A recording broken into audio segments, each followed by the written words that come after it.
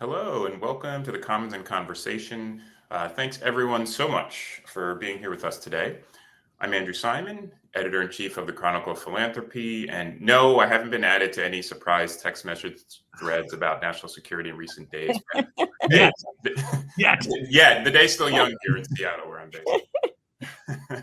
The Commons is our project to look at all the ways that nonprofits and foundations can close fissures in our society. This is by gender, generation, geography, race, everything that is keeping our country from getting important things done. We're very much interested in the efforts of philanthropy and nonprofits to bring people together, strengthen a sense of community, and tackle polarizations. So today we are thrilled to have not one, but two guests with us today, Dr. Cecilia Conrad and Reid Hoffman.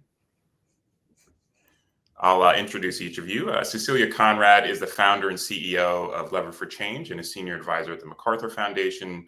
Lever for Change connects donors with problem solvers to find and fund bold, effective solutions to accelerate social change. Previously, Cecilia led the MacArthur Fellows Program. And we have Reid Hoffman, an entrepreneur, executive, and investor. Reid is the co-founder of LinkedIn and a partner at Greylock. He's also co-founder of Inflection AI and Manus AI. He hosts two podcasts, Masters of Scale and Possible. Cecilia, Reid, thank you for being here. Thank you for having us. Excellent. Let's get to it. So for today, we'd like to discuss the trend of declining trust in institutions and your collective efforts to rebuild that trust. The two of you are partnering on a $10 million open call for organizations working to build and restore public trust in government, the media, public health, universities, and more. And we'll get to that. But Cecilia, I want to start with you in the current moment. One of the big conversations in the nonprofit world right now is just the uncertainty, from threats of federal funding and DEI to how foundations and philanthropy can best rise to the occasion. How do you think those on the giving side can best meet the moment?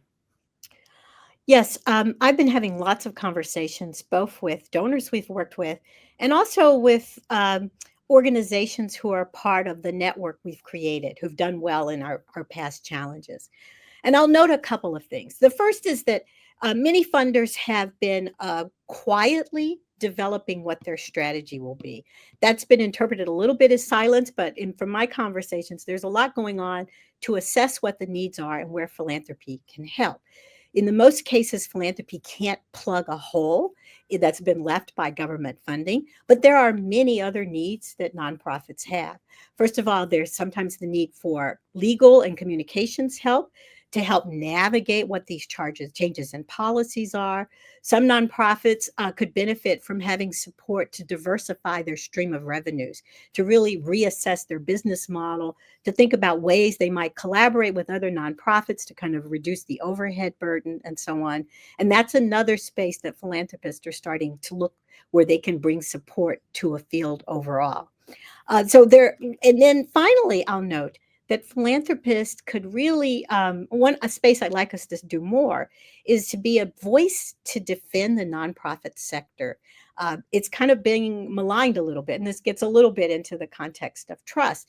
And yet, in an economy like the US, in a mixed market economy where we have a fairly thin social net, safety net compared to other countries, the nonprofit sector is really a critical part of our overall prosperity, of how well our society works. It does things like provides out of school and after school learning, starting from really local projects. There's a project here in Chicago that I help support that's on pre-college science and engineering, to national projects like Big Bird, who we just saw recently focused on television. They provide support for adult workers who want to reskill. They provide support in emergencies. And so it's a critical sector that has historically done a lot to help us work well. Yeah, right. And you make a good point because you could arguably include philanthropy and nonprofits as one of the institutions where there's a lack of trust, right? That's creeping in based on the rhetoric right now. So it is a good time to move into this conversation on civic engagement and rebuilding trust. So Reid, a lot of your philanthropic giving goes towards civic engagement and democratic institutions. Why have you chosen these as issue areas? Well, because one of the things I think is really important for kind of the health of society is having actually, in fact, call it, one is discourse around what is the case, what should be the case, what could be the case. But also part of the thing that I think we've been in kind of this revolutionary moment is being very anti-institution. And generally speaking, I think most smart people know that all institutions have challenges. They all need renovation. But actually, in fact, the just onslaught of attack against the trust in institutions is actually damaging for all of us. It's actually, kind of reminiscent of the Chinese Cultural Revolution, and the consequences of that was a decade plus of massive starvation and deaths, among other things. The French Revolution, which got the guillotine and all the rest, and a number of other places where you go, look, just attacking the institutions is actually, in fact, not good. You want to be renovating, rebuilding. And part of that attack and part of the issue is trust. Like, do you believe in, for example, the various institutions of science, which are trying to navigate things? Do you believe in the various institutions of kind of legal system or coherence in our elections and democratic things? I actually think literally just attacking these things is frankly kind of deeply undemocratic, deeply anti-American. I think what you want to be is rebuilding them. So when Cecilia and I were talking about what are the many different superpowers that Lever for Change brings, we're like, well, actually, in fact, having this kind of network approach to thinking about how one might begin to kind of restore, rebuild, amplify trust in these institutions is exactly the right kind of network call, right? It's like that look for the really interesting ideas that aren't in Cecilia's head, as absolutely smart and brilliant as she is, or my head with who knows, right, in terms of this. But actually because networks are smarter than people, right? That's part of what makes the entrepreneurial ecosystem of Silicon Valley go, et cetera, because you're finding the right ideas. And let's do a call to the network and then because part of Lever for Change is organized around networks. We have networks of smart people doing evaluation and participation. Part of the reason for nonprofits or other folks to participate in the challenge is not only do we say, hey, there's a prize that I have funded, but actually, in fact, there's a network of other donors and people of interest. And you go, oh, well, this is really good. And the network validated it. Didn't actually win the big prize or didn't win the prize, but we should introduce them to, Sarah or Bob, because it fits with the kind of things they're doing. And so you do all of this kind of network way of doing it. And we couldn't think of something that'd be more important. We started conceiving this over a year ago, but to the moment now of how do we rebuild trust in these institutions, and it being a very good kind of network philanthropy and network amplification and network validation than the stuff that Lever for Change is doing. So that's how we ended up on this path. Yes. Can I just add? I think what I want to amplify something that Reid said, because one of the major advantages of this approach, the open call approach that we use, is the opportunity for discovery and the opportunity to actually give agency to the organizations out there of all types who have great ideas about how to address these kinds of issues, but they are not necessarily the ideas that I would have come up with, or Reid would have come up, or some other foundation would have come up with. So this gives a chance for those ideas to be seen, vetted, heard, and then promoted. Exactly. And by the way, Cecilia, thank you for using the word agency. I've just been on my super agency book tour. Yes, I know. So I appreciate it. Well, Cecilia, it might be a good time for the uninitiated to take a step back and explain how the open call model works, right? You've notably worked with MacKenzie Scott's Yield Giving on open calls and Melinda French Gates. You've even written for the Chronicle about how the open call model can help level the playing field in philanthropy. So maybe just for starters, you could just talk a bit about how the open call model works, this network model works. Yes, definitely. So this is a great illustration for this particular challenge. We start by working closely with donors to understand an issue that concerns them and to understand what are the kind of key criteria, key evaluation metrics that they want to look at in deciding what they'd like to fund. And we use that to define evaluation criteria and a scoring rubric, which we make public and available to anyone who's thinking about applying. We then do a lot of work to get the word out because it's not open if you don't tell anyone that it's open. So we spread the word about this opportunity. We launched in December. We had applications were due last week, and we've had robust participation. Over 43 states plus the District of Columbia and Puerto Rico are represented in the applicant pool. So we're really excited about that overall. So those applications come in, and then we usually have a stage that is a form of participatory review where applicants review each other and give feedback to each other. And then we have an expert panel. This is part of the network, and that is that we have developed over time a group of people who love participating in our process, reading applications and writing comments, constructive feedback to every single applicant who gets that review. They score them, and then we end up identifying what seem to be the really best ideas that emerge from this process, do some additional kind of analyses to support the original donor. But as we also noted earlier, our interest is bringing other funders to the table because we expect to get more than one great idea. That's great. Cicely, what have you learned so far about what makes the model successful and distinct? You've alluded to some of that, but I wonder if you could go a little deeper on kind of what makes it work.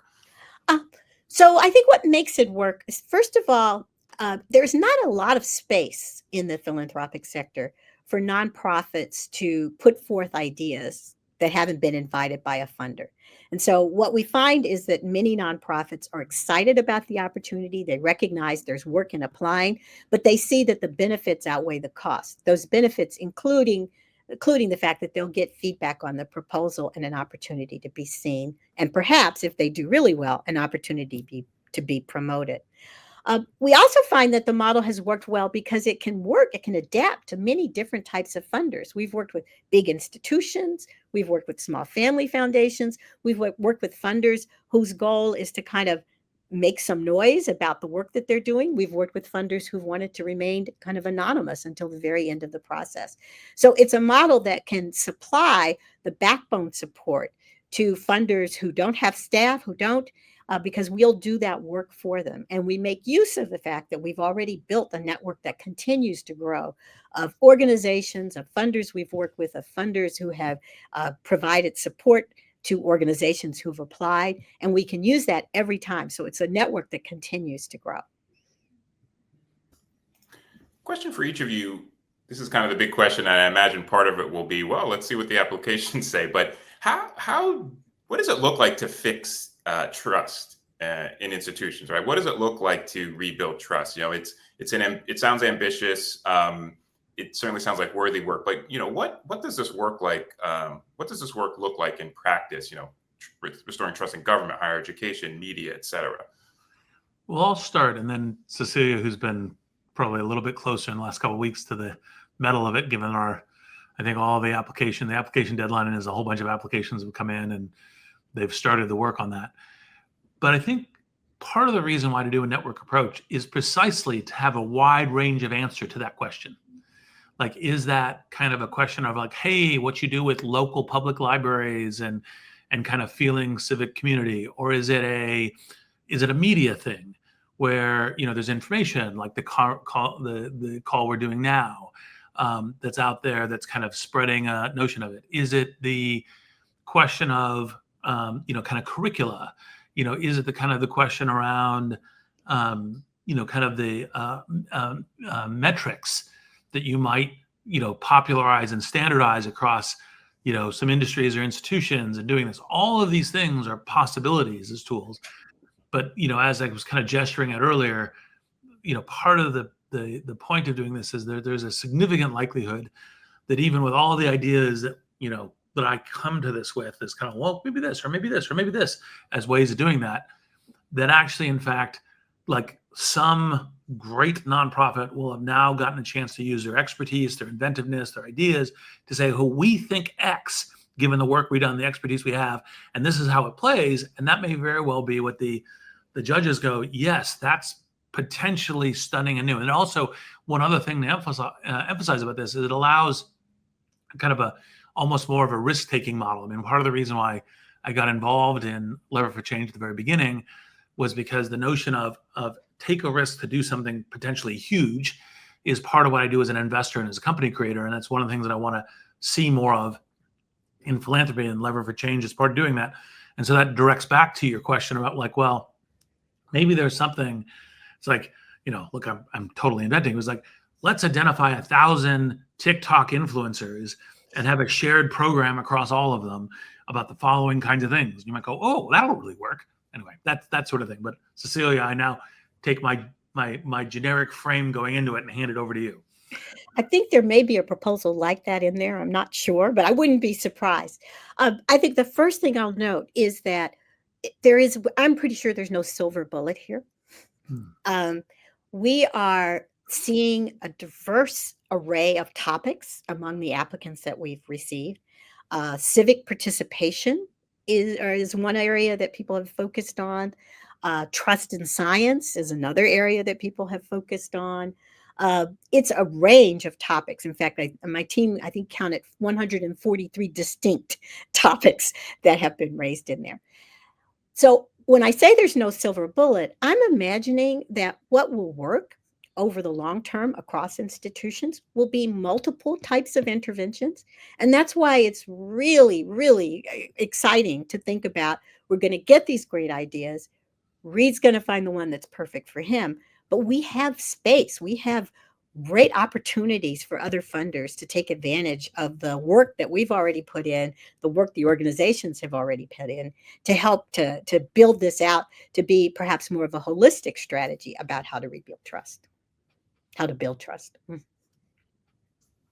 And Reid, you certainly have a background in technology, among other sectors. So curious to hear from you, are there any underutilized or maybe not well understood ways technology could play a role in restoring trust in public institutions, particularly technologies that can best serve the social sector? Well, one of the things that, I've just been doing my book tour for Super Agency, and part of it, the subtitle is what could possibly go right with our AI future, given a lot of the discourse is negative and fearful. I'm trying to move people from AI worries to AI curiosity as ways of doing that. And that's a partial. I think the short answer, Andrew, to your question is there's a broad range of possibilities. But one of the ones that I've been advocating most recently is how do we get people to more feel that AI is for them and enabling of them? And like, for example, part of what I've been advocating to governments and to other folks to say, well, if we had a set of agents, like say an AI medical agent that was deployed, that already today we could do medical agents that are better than your average doctor. That doesn't mean replace the doctor, because by the way, the medical agent plus the doctor are much better. But that could be available 24/7 and run for under $5 an hour. Like just huge benefit for that. And also then would increase trust, increase like, is government doing something for me? Same thing in terms of legal assistance, same things in terms of educational assistant, et cetera, although those I think will be cheaper to run than the medical one because there's less depth of oracular medical information that needs to be included in it. And that's kind of like this notion of like how, for example, technology could be benefiting me in my life and what I'm doing. I mean, there's a bunch of different things that I fund Code for America, which tries to help people figure out how to use the services the government already provides to them, whether it's food stamps or other kinds of things. That's another, area, because when you're having a positive interaction can be the service, positive interaction can be communication, positive interaction could be attention to you. All of those increase trust. And all of that can be done with technology in terms of how does, kind of technology operate. And some of it's done by obviously companies, whether it's providing search or email or, podcasting video engines or networks of broadcast like on LinkedIn and so forth. But also, I think it can be provided in a number of other ways too. Now, part of the question is to be showing that value. And I think part of the reason why we have a decrease of trust is kind of uncertainty. Plus, our discourse right now tends to be a lot of, those bad people, they X, right? Which, by the way, sometimes is important, but it's also important, hence the trust in institutions, to say, hey, this institution is somewhat broken, let's fix it, not let's wrecking ball it. because fixing it is, generally speaking, much, much better than the wrecking ball. Wrecking balls and in common social institutions tend to be things like the Chinese Cultural Revolution, which is, leads to decades of starvation. Not good. And I would add on to that. One of the things that I'm intrigued by is the ways in which technology can help with accountability, with tracking what's happened to that application that you submitted for your passport, is the simplest version, but also providing a way that if there is a decision that's been made that's been based on the contributions of lots of people through comment periods or through testimonies, that you could actually extract from that something that could go back to individuals to reflect the fact that indeed you were a voice, but there were other voices. I think sometimes we submit a voice and we're surprised when it doesn't do exactly what we want it to. I think providing a space for people to hear what those other voices are and to understand how decisions may reflect the sum total of those could be another role that technology might usefully play. It's difficult to do that at scale without technology. Yeah, and it was interesting. I think, Reid, you just talked about risk taking, right? And that is one of the ways in which these solutions could scale and have an impact. And one of the things I noted as I read about the open call is, I think, seeking bold, transformative solutions. So risk taking is one form. And it sounds like technology is one form. Cecilia, curious to hear from you. What does boldness look like? What does something transformative look like? Again, you're early in the application stages, but just kind of wonder if you can kind of help illustrate what boldness and something transformative might look like. Yeah, I'm gonna borrow from some of our earlier challenges to kind of illustrate the boldness. One of our earlier challenges was on durable futures for refugees, and it was really a great pool of applicants. We ended up having funding for all of the 5 finalists, so I'll just say that as an aside. But one of the finalists was an initiative to bring together refugee-led organizations from around the world and form a global coalition that could both act as a funding source. So they were acting as a kind of place that they could vet opportunities for organizations to get support and direct funding to them. But most importantly, be representative of the refugee voice in a way that we didn't currently have it in conversations about policies at the international level, at the state level, and so on. That was something that I'm not sure any of us would have necessarily come up with. I'm pretty sure that the donor would say that was an idea that was completely bold and different for them to fund. And so that's one example that comes out of this. We've seen others in which organizations are reimagining how you mobilize people to vote, how you mobilize young people and get young people engaged in the political process.